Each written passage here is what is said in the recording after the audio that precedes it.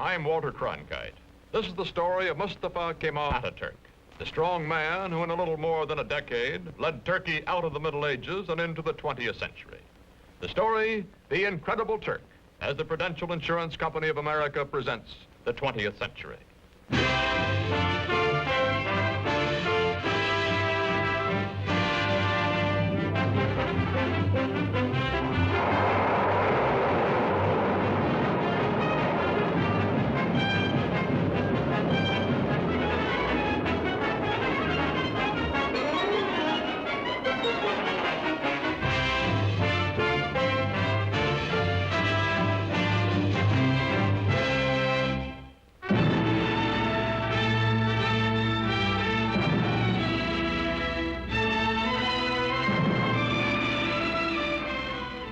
In the Middle East today, chaotic, vulnerable to Soviet expansion, Turkey, modern, powerful, and a rarity in this area, pro-Western, is prepared to defend herself against any aggressor. This is the border between Russia and Turkey, guarded day and night. The red sentry does not know he is being photographed from across this border. He feels that he is being watched. He is also suspiciously watchful.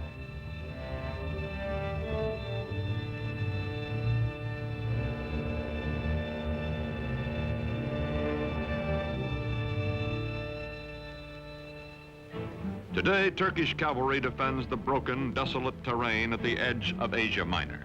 These cavalry squadrons are part of the strongest fighting force in the Middle East, the Army of Turkey, a democratic-minded member of NATO, military partner of the United States.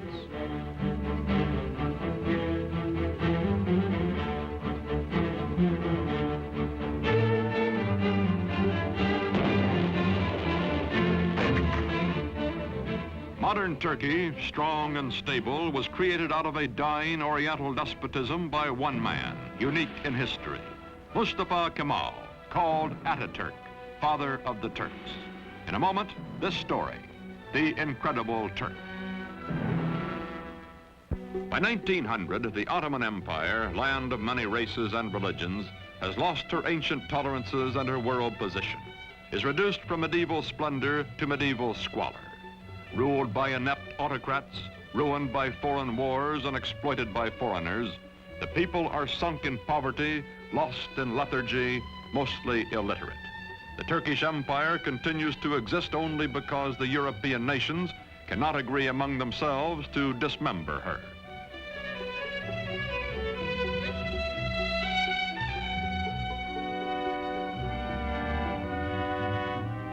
Before World War I, Germany has plans to embrace Turkey as an ally, then to subjugate her as a satellite. To visit the sick man of Europe, as Turkey is called, comes the German emperor himself, Kaiser Wilhelm II. He is received with more than ceremony. His glowing promises, such as the Berlin to Baghdad Railroad, are believed by the Sultan and his government, and even by the nationalist-minded Young Turks. When war comes, Turkey will waver between her old friend Britain, allied with her hereditary enemy Russia, and her new friend Germany. On October 29, 1914, Turkey takes into war, on the Kaiser's side, her obsolescent army.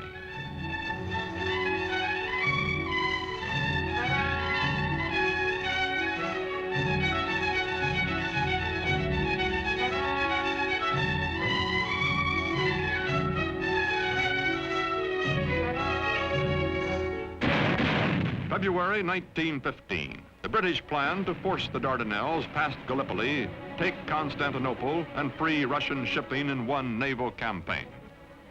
Mustafa Kemal is an unknown officer commanding a feeble Turkish division at Gallipoli. His brilliant strategy and ferocious personal leadership changed the course of the battle, the campaign, and the war. After 10 months, the British signal defeat and steam away, leaving on the historic shore of the Hellespont a new hero in Turkey. One victory, one great military commander are not enough. The defeat of the Central Powers by the Allies brings the end of the old Ottoman Empire. It is carved away, leaving only Turkey proper, a much smaller and more homogeneous land which, with leadership, may become a nation. November 1918.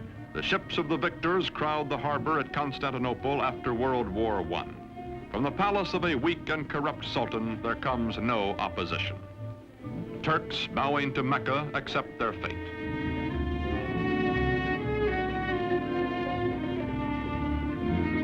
From France and from Great Britain, occupation troops disembark to take over the ancient capital.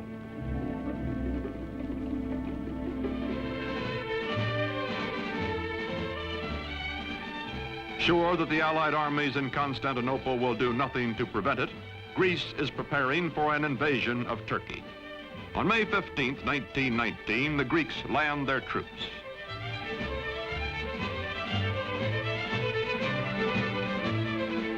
In Ankara, in the heart of Turkey, Mustafa Kemal organizes the Turkish liberation movement, takes command of the Free Turkish Army. From far off Constantinople, the Sultan repudiates him, but Mustafa grimly swears that he will gain Turkey's freedom or die. No other general equals this man, and the Turkish soldiers need only to be led to fight. They are traditionally warriors.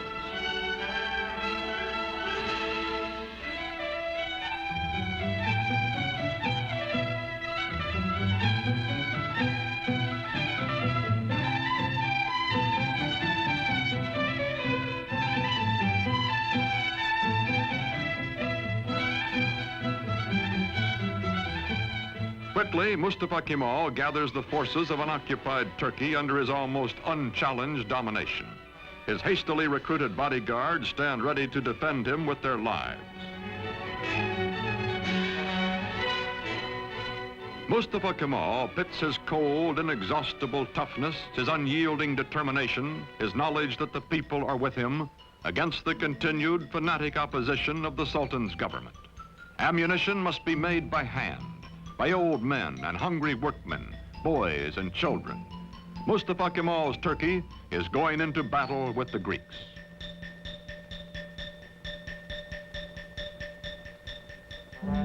The war with the Greeks lasts 3 years, from 1919 to 1922. The Turkish people know it is a war of extermination, atrocious, no quarter given or asked. Heroically led, the Turks advance against the invaders. The women leave their endangered homes to carry shells to the army.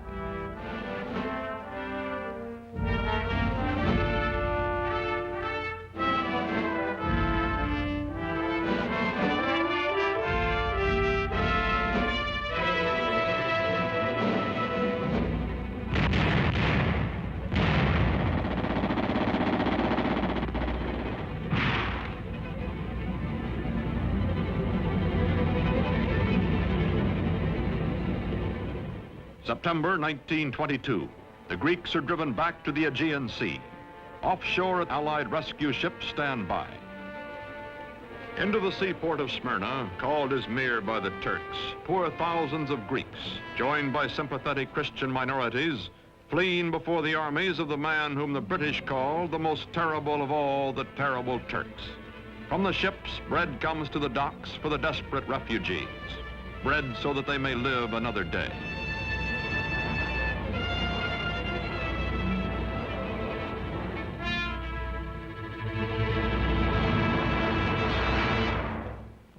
September 9th, 1922. The Turks enter Smyrna, last stronghold of the invaders. They take vengeance against the Greeks for whole Turkish villages wiped out, for their kinsmen massacred. The burning of Smyrna, the final atrocity that both the Greeks and the Turks disavow, ends a war that has become an unendurable nightmare for both sides. Its polyglot population takes to the sea as the flames destroy the great Homeric city.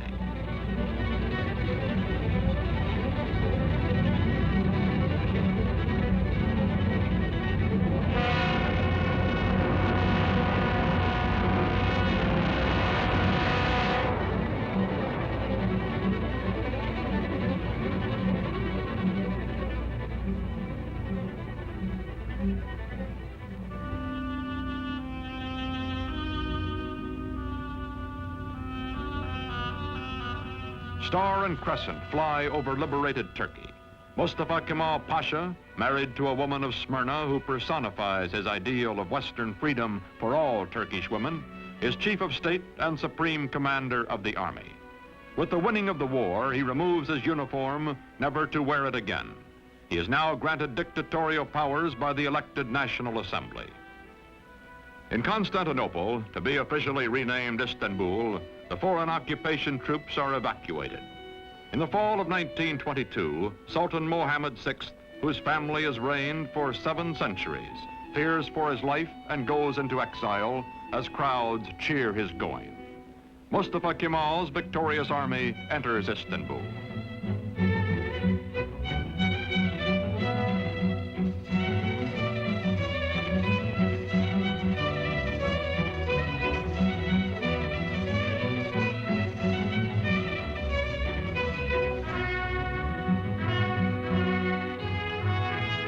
First president of the First Turkish Republic, Mustafa Kemal, during the 1920s, keeps his limitless wartime powers and his command of the army, makes the hard, dry town of Ankara his capital.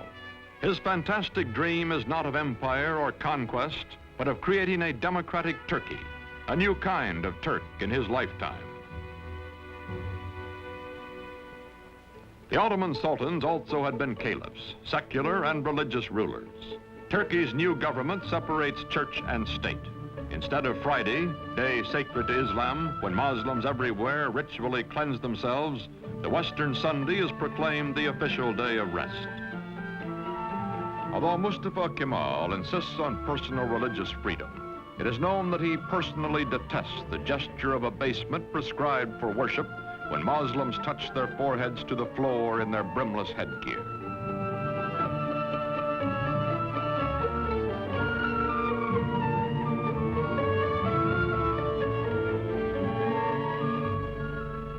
To Kemal, this headgear, the fez, symbolizes Turkey's Oriental fatalism and ignorance. He will abolish it.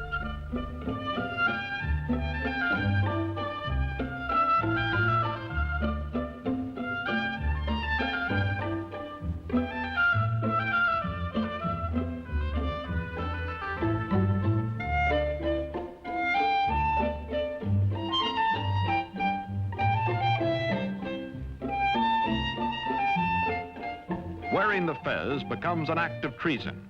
European hat makers unload in Turkey. But woe betide the foreigner who dares laugh at a Turk in his new hat. More than 90% of Turkey's 13 millions are illiterate. Mustafa, who earned in school his second name, Kemal, meaning excellent, himself takes charge of replacing the difficult, obsolete Arabic script. A new Latin alphabet, a revised and standardized Turkish language are prepared by experts bullied into haste by Kemal.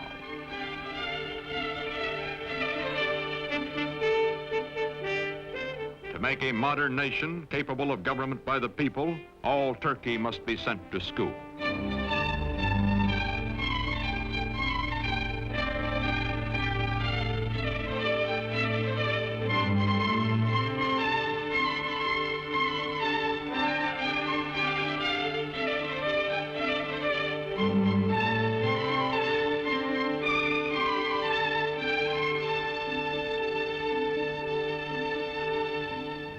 Islamic traditions are shattered.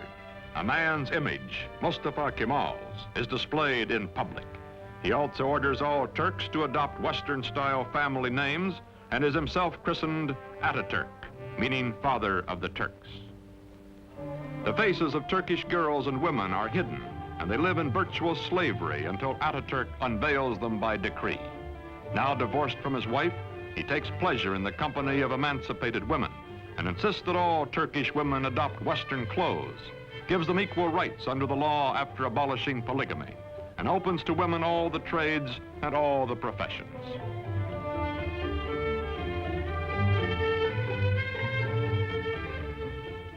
Ataturk, who has eaten the black bread of poverty and lived in the front lines of war, acquires the trappings of power. His proud, fiercely disciplined bearing, which annoyed his superior officers years before, does not change now that he acknowledges no superiors. The men around him treat him as emperors and primitive chieftains and modern dictators are treated. Flatter and yes him, seek the smallest of privileges, such as lighting his cigarette.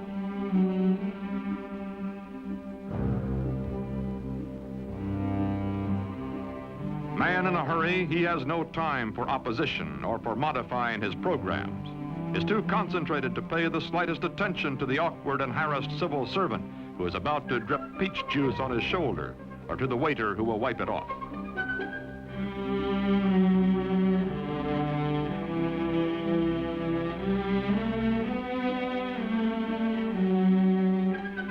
Although gossip is rife of his spare time affairs with women, of private drunken orgies by which Ataturk relieves long periods of relentless labor, this monarch in mufti never loses his public dignity, even at play. He is adored, also respected, also hated and feared and ruthless in dealing with those who oppose him. Now he goes into the countryside, to remote villages, to archaic farms, to rouse the lethargic and primitive peasants. His credo, Turk, be proud, work, be confident.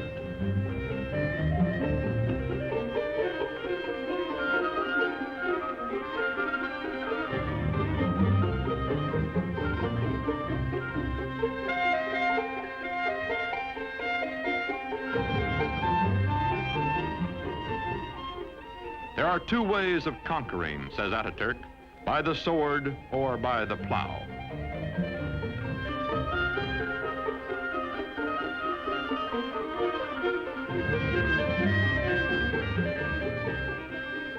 To show his phlegmatic peasants what he wants, he buys land, demonstrates the advantages of tractors.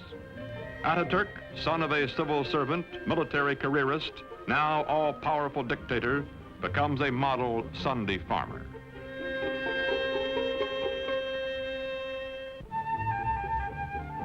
The world is anxious to restore good diplomatic relations with Turkey. From the United States comes Ambassador Joseph Clark Grew.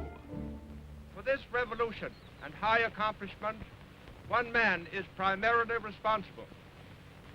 The name of Gazi Mustafa Kemal will forever be associated with the development, founding of the new modern Turkish state, and will forever be inscribed indelibly upon the rolls of history. Türk milleti taben demokrattır. The Turkish nation is democratic by nature. Zaten çok yükselmiş bulunan Amerika milletinin Türk milleti. I have no doubt that the American nation, which has gone so far in this ideal, is Turkey's friend in her aims. Bütün beşeriyeti birbirini sevmeye. This will not be all. Perhaps it can lead to a world of love, with all old prejudices erased, with all nations coexisting in peace and prosperity. When the Great World Depression of the 1930s slows down economic reconstruction in the country, Turkish people by the thousands wait for Ataturk to bring him their troubles and their problems. To the man in the street, Ataturk is his personal boss and his personal friend, willing to listen, wanting to help.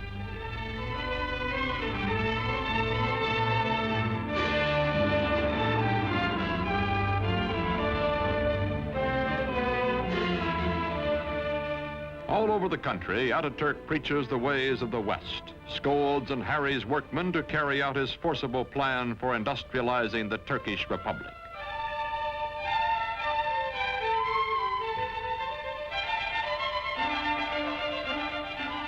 Turkey begins to move into the 20th century, builds dams, mills, factories. The tempo is fantastic. Industrial production under Ataturk increases tenfold. Still, there are growing pains, a poorly designed and poorly run heavy industry operating at a loss, profitable light industry deliberately run at an excessive profit to cover the deficit. Turkey's textile mills being a notable example.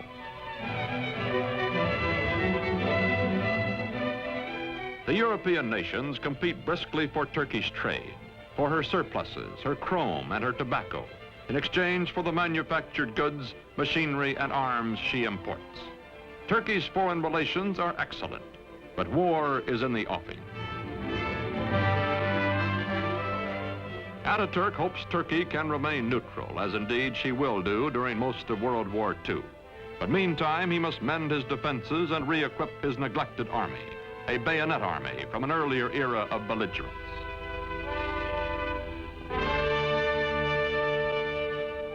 Turkey's dictator has said, Hitler will lead a dynamic nation to destruction by whipping its passions, and Mussolini will play Caesar.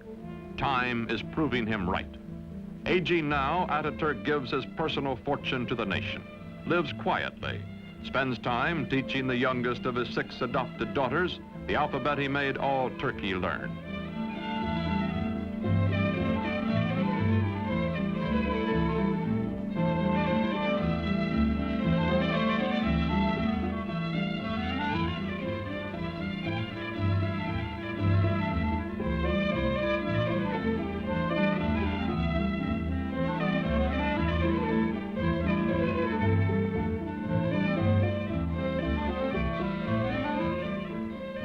Watching his young nation, Father Ataturk believes in her democratic future and has preserved for her under his autocratic rule the Republican Constitution and the secret ballot which will elect his successors. His severest Western critic grudgingly admits Ataturk is dictator so that Turkey may never again have a dictator. The Shah of Iran is among the neighboring rulers who come to admire Ataturk's prospering, progressive nation. The Emir of Transjordan comes. The Arab world is impressed by Turkey, but later when nationalism develops throughout Islam, none of its leaders will have Ataturk's genius or his convictions.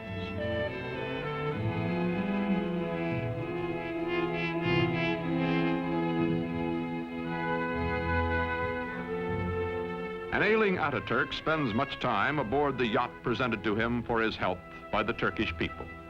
Long ago, he has said, "I will lead my people by the hand along the road until their feet are sure and they know the way. Then my work will be done."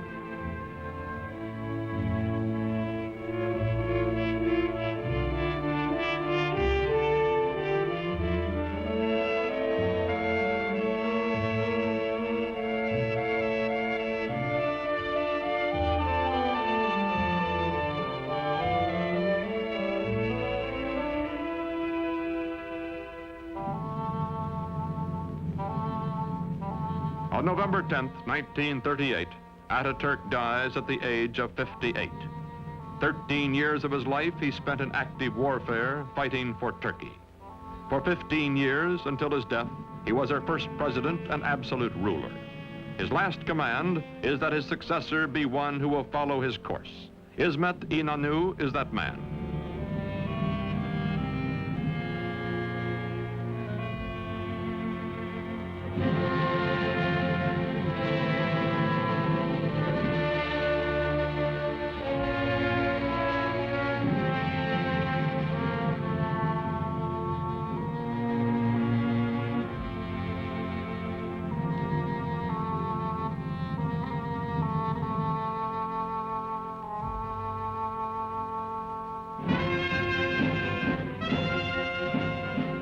Today, this mausoleum is a shrine for his people, who well and truly mourned for Ataturk.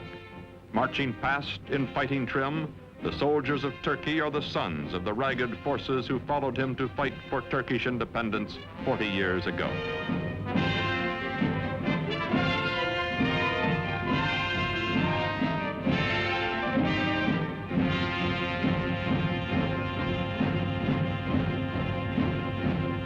Modern Turkey is a vigorous ally of the West. She welcomes not only foreign products, but the foreign bases and men on her soil to help defend her way of life and her NATO alliance. Not all of her problems have been solved, however. Her economy is heavily bolstered by, some say virtually dependent on, Western aid. Her democracy is still far from perfect, and historians still argue about Ataturk, the man who in less than 2 decades made Turkey over. His methods, his tyrannies, his personal habits. Yet none denies the staggering achievements of the Incredible Turk.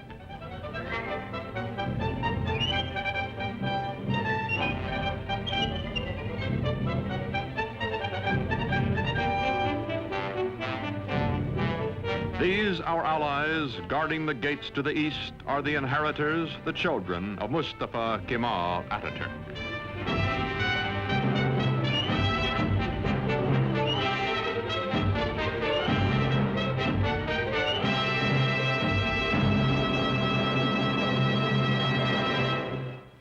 story of next week's episode in a moment.